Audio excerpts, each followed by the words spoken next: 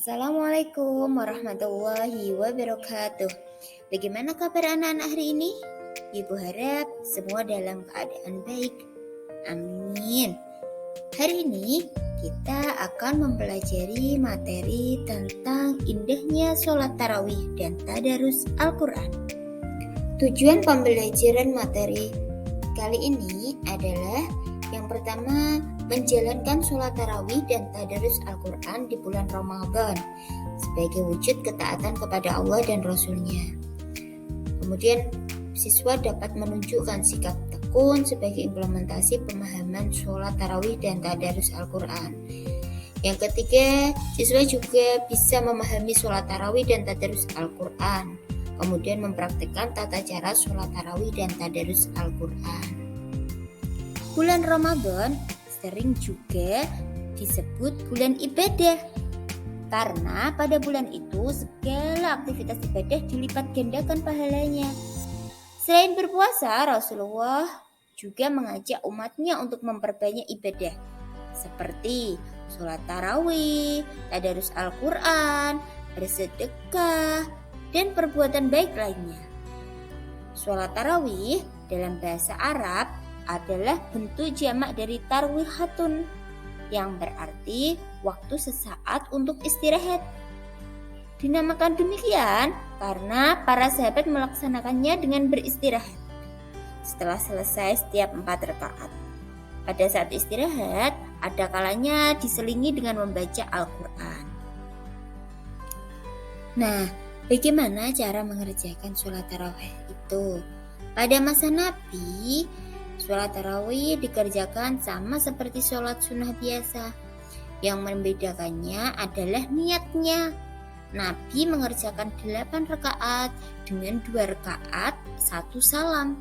Selanjutnya dilanjutkan dengan sholat witir sebanyak 3 rakaat.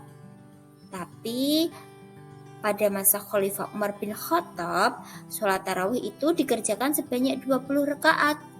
Dilaksanakan dengan 2 rakaat 1 kali salam. Lalu ditambah dengan sholat witir 3 rakaat dengan 2 kali salam. Nah, setelah sholat tarawih, hendaknya diteruskan dengan sholat witir. Sholat witir ini sangat diutamakan. Bilangan rakaatnya selalu ganjil. Boleh 1, 3, 5, 7, atau 9 dan 11 rakaat. Nabi pernah mengatakan, sesungguhnya Allah itu witir atau esa dan suka kepada witir. Maka sholat witirlah wahai ahli Quran.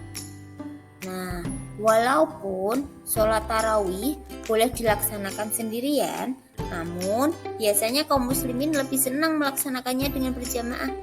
Kenapa? Karena apabila dilakukan dengan cara berjamaah, manfaatnya tentu lebih baik daripada sendirian. Memperoleh pahala 27 derajat dan lebih mensyiarkan Islam, serta memupuk rasa persaudaraan dan persatuan sesama umat Islam. Apa sih keutamaan sholat tarawih itu?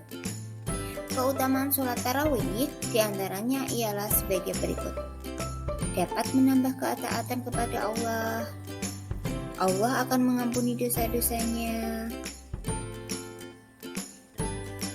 Pahala ibadah juga ditulis seperti sholat 1 malam penuh. Dan terakhir, bisa mempererat silaturahim sesama kaum muslimin.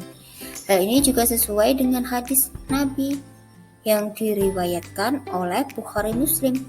Man qama Ramadhana imanan wa ihtisaban ghufira lahu ma taqaddama min dhanbi. Rawahul Bukhari Muslim.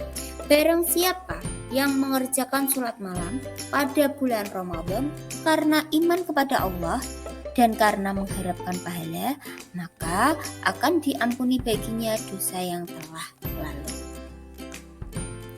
Nah, apa sih tadarus itu?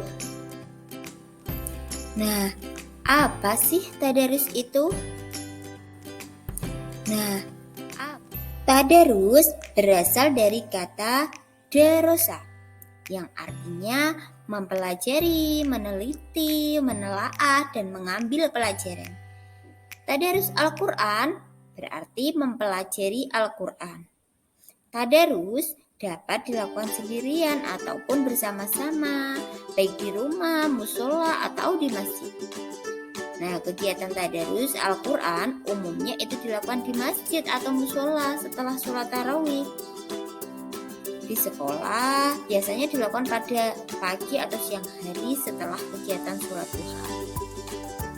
Semua pelajar yang beragama Islam beramai-ramai melaksanakan tadarus Al-Quran dengan sungguh-sungguh untuk mendapatkan ilmu, kemuliaan, dan ampunan. Pada masa Nabi Muhammad, kegiatan tadarus Al-Quran dilakukan dengan berbagai cara.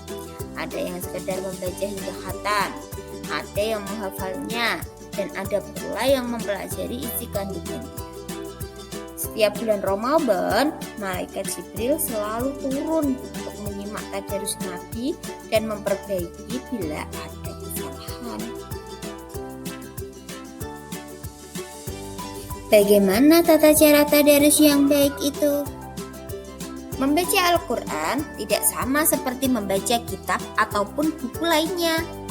Membaca Al-Quran hendaklah memperhatikan beberapa ketentuan sebagai berikut.